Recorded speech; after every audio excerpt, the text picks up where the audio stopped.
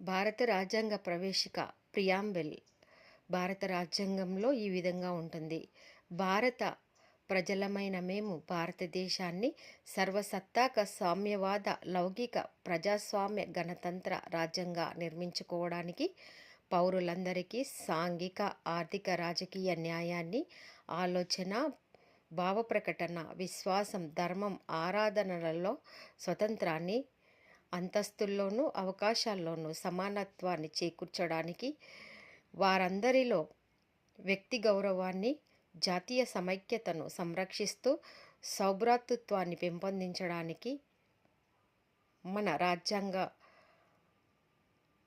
పరిషత్తులో 1949 November 26న ఎంపిక చేసుకుని శాసనంగా రూపొందించుకున్న ఈ రాజ్యాంగాన్ని మాకు మేము సమర్పించుకుంటున్నాము. ఇక్కడ చాలా స్పష్టంగా భారత రాజ్యాంగంలో భారత రాజ్యాంగాన్ని మాకు మేము సమర్పించుకుంటున్నాము అని సగర్వంగా ప్రకటించడం జరిగింది. ఎందుకంటే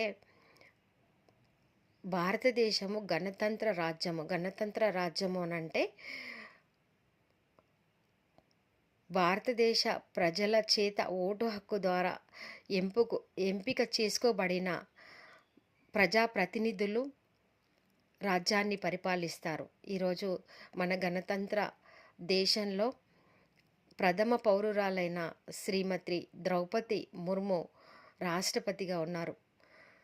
భారత పార్లమెంట్లో శ్రీ నరేంద్ర దామోదర్ దాస్ మోదీ గారి ప్రధానిగా ఆయన సమక్షంలో రాజ్యసభ లోక్సభ మరియు ఆ క్రింద రాష్ట్రాల అనేక శాసనసభలు నిర్విరామంగా నిర్విఘ్నంగా ప్రజల చేత ప్రజల కొరకు పాలించబడుతున్న ప్రజాప్రభుత్వంలో ప్రజలకు అనేక ప్రజా సంక్షేమ కార్యక్రమాలను ముందుకు తీసుకొస్తూ ప్రజలకు సేవకులుగా పనిచేస్తున్నారు.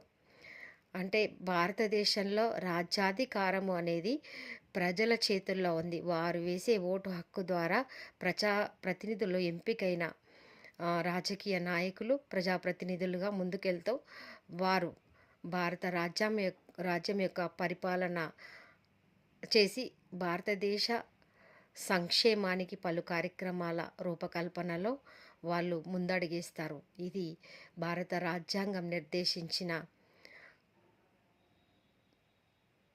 సర్వసత్తాక సామ్యవాద లౌకిక ప్రజాస్వామ్య గణతంత్ర రాజ్యం యొక్క సారాంశం. ఈ సారాంశంలోకి మనం ముందుకు వెళ్తున్న క్షణంలో భారతదేశం పట్ల సమున్నత గౌరవాన్ని విశ్వాసాన్ని ప్రకటిస్తూ మన అడుగులు మరింత మున్ముందుకు